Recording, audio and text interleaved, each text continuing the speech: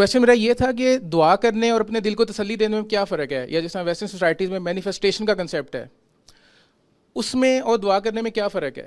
کیا خدا ہماری دعا کے نتیجے میں انٹرونشن کرتا ہے اور ہمارے روزمرہ کے معاملات میں انٹروین یا مداخلہ کرتا ہے اور اس سے وہ معاملات تبدیل ہو جاتے ہیں؟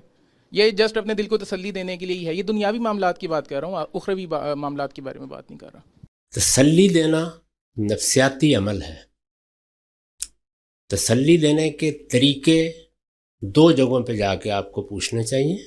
اگر انسان کو ویسے اللہ تعالیٰ نے بہت کچھ عقل دے رکھی ہے، خود بھی آپ تلاش کر سکتے ہیں، لیکن اگر کوئی زیادہ اضطراب ہو اور تسلی کی ضرورت ہو تو دو گروہوں کے پاس جانا چاہیے، یا ماہرین نفسیات کے پاس یا صوفیہ کے پاس۔